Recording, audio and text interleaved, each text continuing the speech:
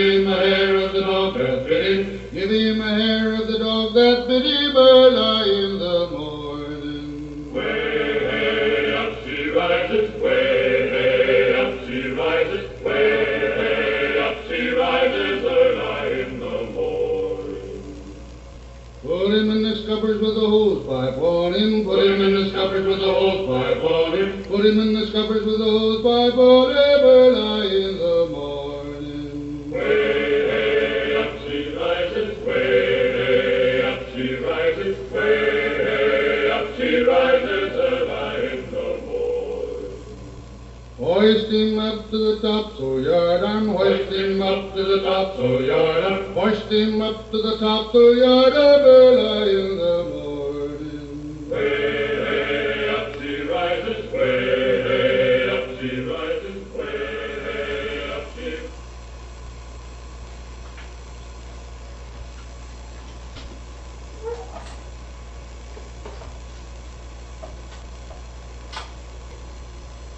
Say, will you be Captain Higgs? That I am. I'm a reporter for the Boston Herald. I just got a red-hot tip that you were involved in the sea monster incident off Gloucester in 1890. Now look, I'd like to get the whole story straight. Well, young fellow, I'm the only one who knows the truth of it.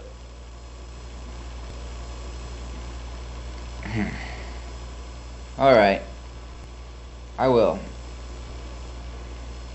To begin with, you have to know about my ancestors. They were odd, every one of them, each odder than the next.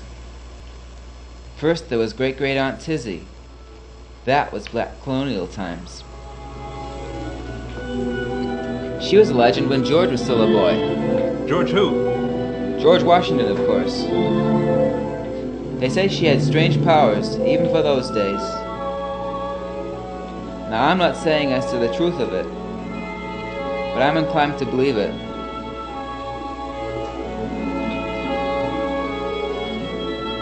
One moment she would be seen spinning, and the next she would change her form completely. Whenever she got tired of being herself. Of course, her family became right upset at such independence of spirit, but she became a great authority on pottery. Then there was Great Uncle Josiah, who used to go to France every summer. He didn't believe in clipper ships, or steamers, or other newfangled equipment. He made the trip every summer, except for that one time when he caught the gout from eating too many seagull eggs. He never was quite his old self after that.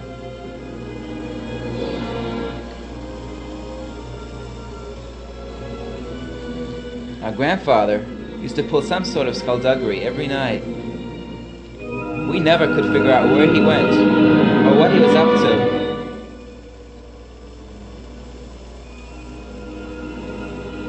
Sometimes he was gone for days at a time, not even taking his slippers or waistcoat. Then he'd suddenly return, without so much as a single apology.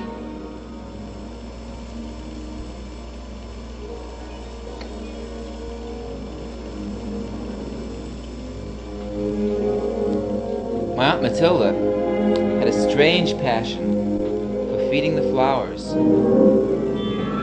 She used to feed them milk and eggs so they'd grow tall and robust. She'd say she felt badly for them because they were such pretty things, but they never had the privilege of talking or feeding. A very warm-hearted woman in her way, my aunt. Well, but that's your ancestors. I'm interested in the monster. Hold on, matey. I'm just getting to that. Well, the old story starts one night in October in the year 1890 when I was 19. A real rake I was. I was studying as a shipwright's apprentice then. Didn't work too hard at it though. I was orphaned at an early age. Grandfather and Aunt Matilda reared me together. Can't deny that those were fun days, even though there usually wasn't much hot food on the plate by the time it got to me.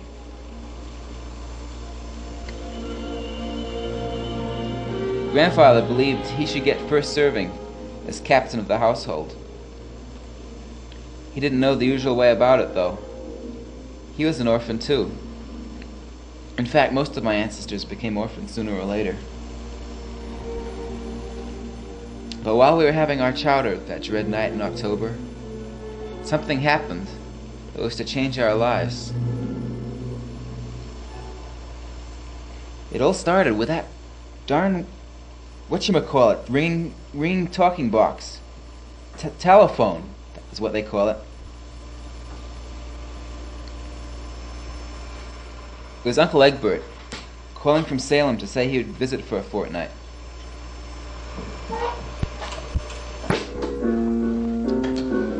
The next day, Uncle arrived. Uncle Eggbert is the most obnoxious man I've ever met in all my 96 years. Yeah, I know what you mean. Pushy. No, he wasn't pushy. He was uncouth.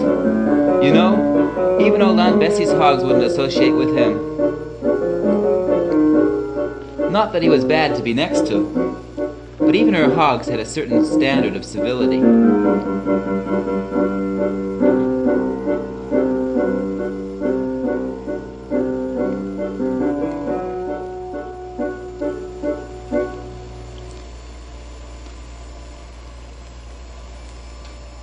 Uncle Eggbert did not even have the decency to use a chair, but we were used to that.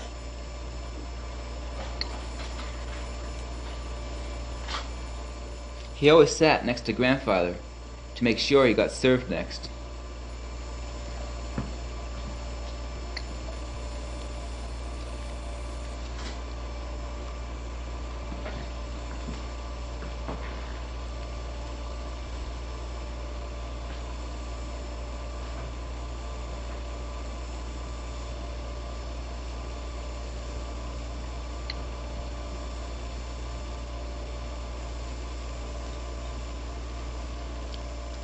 It was he who brought us tidings of a fearsome monster that had appeared from nowhere to terrify Salem's waterfront, making even the bravest sailors stay far on shore. Uncle Eggbert was unusually well equipped to portray a monster.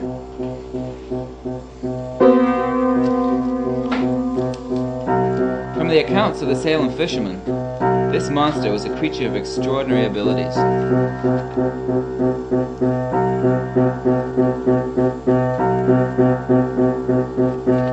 He was reported to be adept on both land and sea.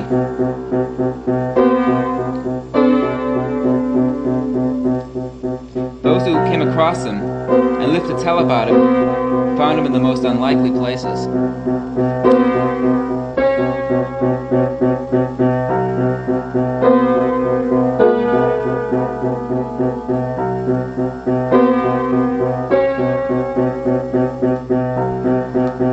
Uncle Eggbert was at a loss to explain it, leaving us all filled with suspicions.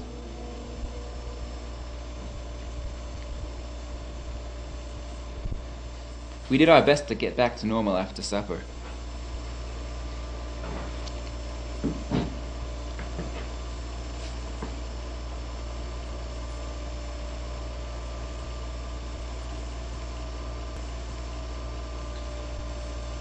Aunt Matilda read up on old accounts of sea monsters.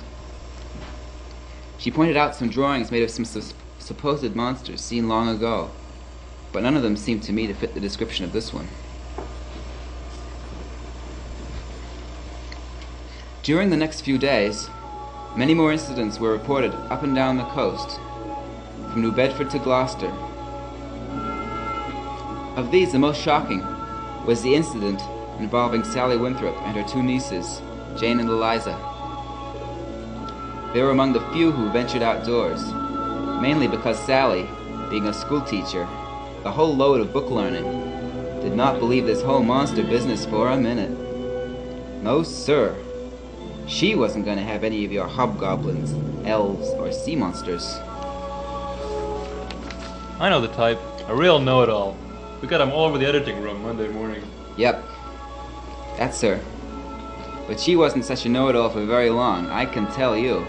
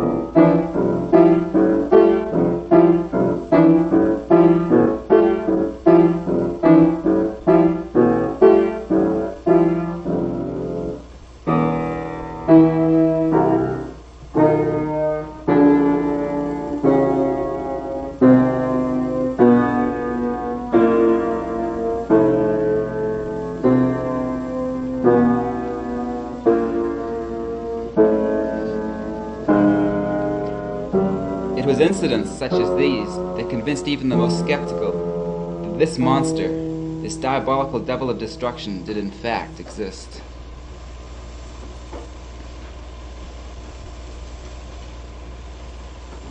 Aunt Matilda heard from Abigail Hallworthy that she had seen the monster on Essex Street in Gloucester, personally. With its long horns, it wasn't handsome at all. It smelled of seaweed and fish oil, and was most uncivilized. Oh my. But we'd heard all this before.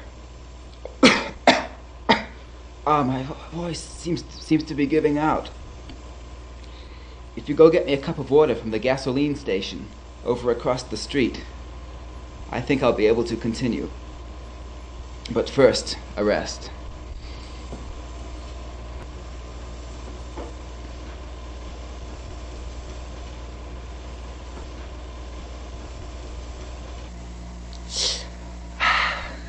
That water was good. Wish it was like the stuff they had in Tahiti. Oh, now where was I? Oh yes, none of us had seen the monster yet. The local authorities hadn't been able to figure it out. They had been following the reports with sharp interest. They'd even brought a noted biologist in from the city, who had said that the evidence conclusively showed the monster to be either a bear or a porpoise. Well, we figured Uncle Eggbert might be the monster, so we tied him up to test our theory. Well, was he? Nope. As it turned out, he wasn't. Because a sea creature happened to turn up in our orchard on the same day that Uncle Eggbert was tied up. It happened in a very unusual way.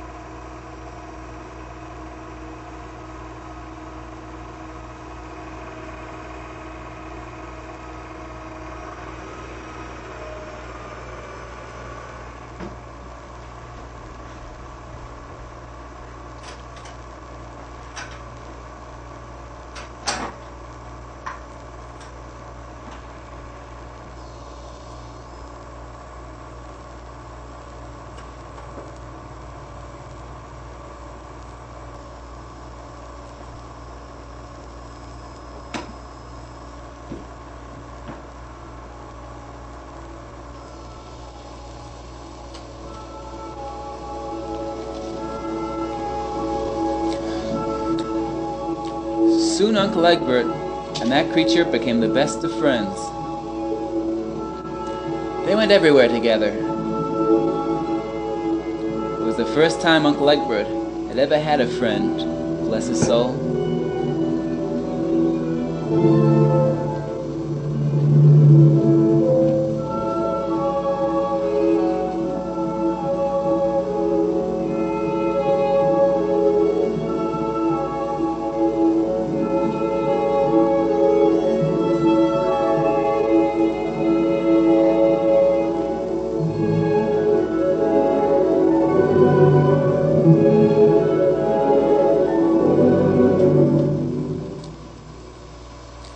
At noon the next day, I was studying, but I could sense something sinister in the air. At supper, Aunt Matilda reported the awful thing that took place late that afternoon. She saw Uncle Eggbert and the monster cavorting around down in the orchard as usual.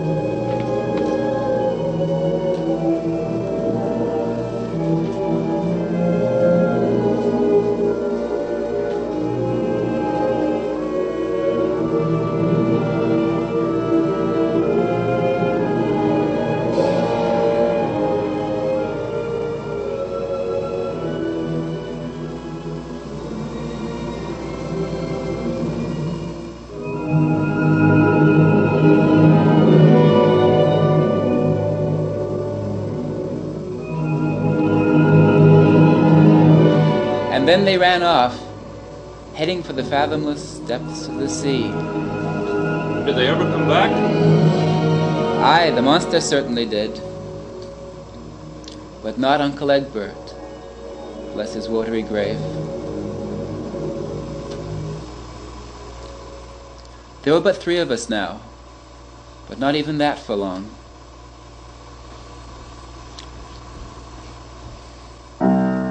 My worst fears were confirmed the following night.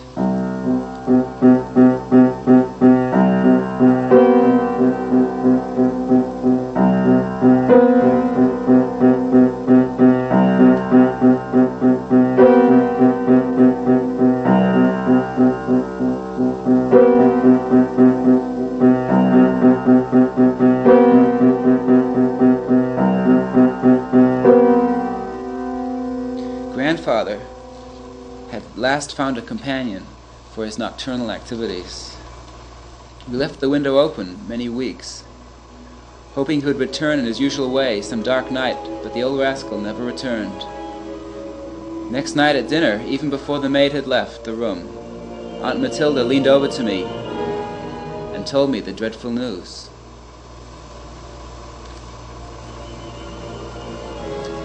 This was a great blow, for we were used to Grandfather's quaint ways.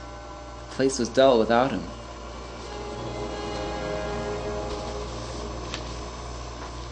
Bereft of Uncle Eggbert and Grandfather, I had only Aunt Matilda for company. Dear old Aunt Matilda, still feeding the young flowers with the same tenderness she had always displayed. Alas, she too was marked by fate.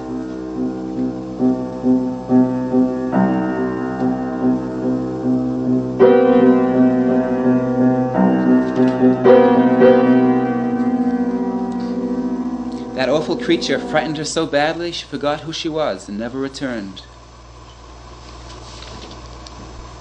This left me, Ned Higgs, sole survivor of our line.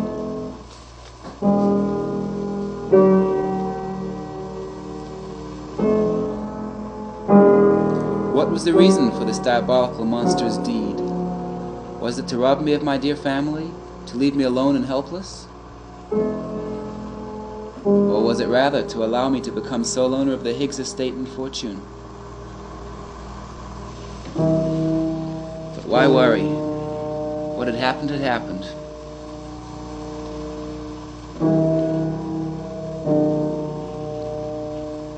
No greater sorrow than mine was ever borne by man or beast.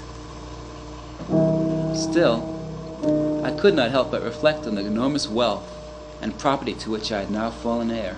Not only our spacious house, stable, its barns, cider mill, and the land, but also a secret fortune in ivory, brought back by great-uncle Josiah from the Ivory Coast.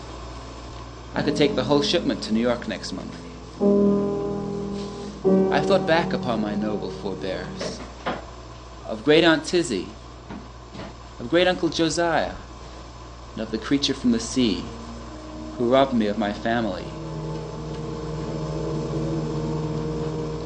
In the ensuing years, I sold our estate and bought a schooner and sailed the 7 seas. I was captain of the Albatross in the South Seas for nigh 40 years. As for the monster, he was never seen again. But wait a second. You said the monster was a member of your family, but it wasn't your grandfather, it wasn't Uncle Eggbert, and it wasn't Aunt Matilda. Now who was it? Reckon it must have been one of those mysteries, eh? Shucks. I was hoping to find the answer. Well, thank you, Captain.